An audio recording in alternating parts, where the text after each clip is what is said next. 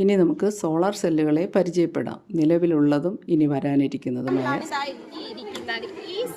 ഇതാവുമ്പോഴത്തേക്ക് ഇവിടെ സൂര്യൻ വന്ന് പതിച്ചാൽ കുറച്ച് റിഫ്ലക്ഷൻ വരും.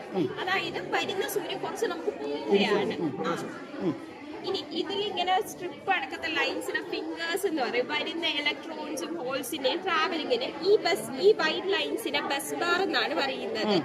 ഈ ഇലക്ട്രിസിറ്റി ഉണ്ടാക്കുന്ന ഇലക്ട്രിസിറ്റി വീട്ടിലോട്ട് കൊണ്ടുപോകുന്ന ഈ വൈറ്റ് ലൈൻസിലൂടെയാണ് കൊണ്ടുപോകുന്നത്. ഇതിന്റെ തന്നെ ഒരു ഫ്ലെക്സിബിൾ വേർഷൻ ആണ് ഇത്. നമ്മൾ ഇൻസ്റ്റാൾ ചെയ്യാൻ വീട്ടിൽ സ്പേസ് കണ്ട് ഇത് നമ്മൾ റൂഫിൽ ജസ്റ്റ് സ്റ്റിക്കി ടേപ്പ് അടക്കമുണ്ട് ഒട്ടിച്ച് വെച്ച. ഇതിന്റെ ബാക്കി എല്ലാം സെയിം ആണ്. ഇനി ഫ്യൂച്ചറിൽ മിക്കവാറും നമ്മളിവിടെ വരാൻ പോകുന്നത് ഇത് മാർക്കറ്റിൽ അവൈലബിൾ അല്ല. റിസർച്ച് നടത്തി ജർമ്മനിയിൽ ISE എന്ന് പറയുന്ന റിസർച്ച് സെന്റർ റിസർച്ച് നടത്തിക്കൊണ്ടിരിക്കുന്ന സോളാർ സെൽ. അതായത് ഈ സാധനം ഒന്നും കാണുന്നില്ല അതിൽ, black and surface.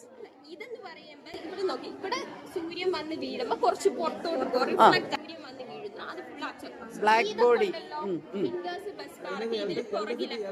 Exactly surface complete, അതായത് ഫുൾ അബ്സോർപ്ഷന് വേണ്ടിയിട്ട് ബ്ലാക്ക് സർഫസ്. റിസർച്ച് നടന്നുകൊണ്ടിരിക്കുന്ന സ്ഥലം ഒരു മാർക്കറ്റിൽ മിക്കവാറും എഫിഷ്യൻസി അല്ല. ഇനി ഫ്യൂച്ചറിൽ മിക്കവാറും ഇതൊക്കെ എഫിഷ്യൻസി കൂടുതലാണ്. നെക്സ്റ്റ് ജനറേഷൻ സോളാർ സെല്ലിനെ കുറിച്ചാണ് കുട്ടി എക്സ്പ്ലെയിൻ ചെയ്യുന്നത്.